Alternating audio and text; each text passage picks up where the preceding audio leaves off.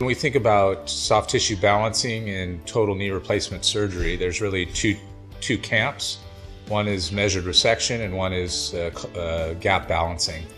And I think the real difference between the two is when it comes to measured resection, you're doing the majority of your bone cuts prior to balancing, and you balance with your trials in place and then do soft tissue releases to equalize your gaps after the fact.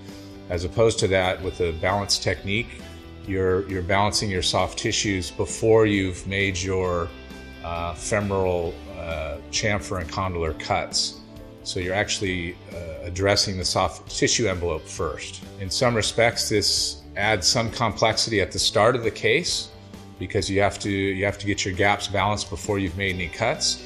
But I think in the end, it saves you time at the end of the case because it's rare that you need to go back and recut the distal femur, for example, because your extension gap's too tight. One of the benefits that I see with a gap balance technique, when we think about femoral positioning, it's not just rotation on the end of the femur. So when we talk about measured resection, we're setting our femoral rotation based on anatomic landmarks. But the other variable that comes into play is your flexion gap and how big of a flexion gap you have. So with a measured resection technique, your flexion gap is always going to be set on a certain distance from either the posterior condyles or the anterior aspect of the femur.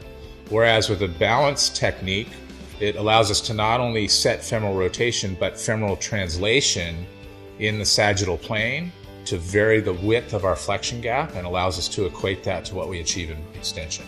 As an example, there's cases that we run into where, especially if you're a posterior cruciate sacrificing surgeon, where you get to the femoral side of the equation and the flexion gap is markedly bigger than your extension gap. And if we've done this in a measured resection technique, then we're left dealing with a tight extension gap, which requires us to resect more distal femur and raise the joint line. By appreciating a loose flexion gap before we've set our femoral positioning, we can adjust the femoral component in that sagittal plane space to shift it posteriorly and tighten up the flexion gap, and therefore avoid the need to raise the joint line by resecting more distal femur. When we talk about a balance technique, we are limited by constraints of the implant with respect to sizing the femur and especially increasing the size to fill up a loose flexion gap.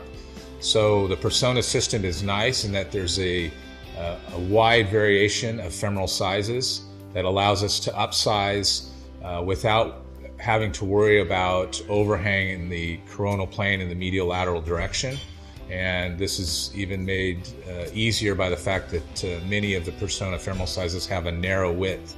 So you can upsize your femur to fill up a loose flexion gap without concerns regarding overhang on the medial or lateral side. On the tibial side of the Persona system, the trays are asymmetric. There's right and lefts, which allows you to more easily set your femoral rotation as it keys off the tubercle. So we can avoid having to internally rotate the component to achieve maximal coverage. And then along with that, there's 1 millimeter increment polyethylene sizes for the initial sizing options, which allow you to truly dial in your soft tissue tension before you finally select your final implant. The way I use the FuZion balancing system is truly allowing the soft tissue tension to dictate where my femoral component sits, not only with respect to rotation, but also translation. The nice thing about the FuZion system, for historically measured resection surgeons, it can be daunting at times to take that leap. And so the FuZion system allows you to use a combination of these techniques.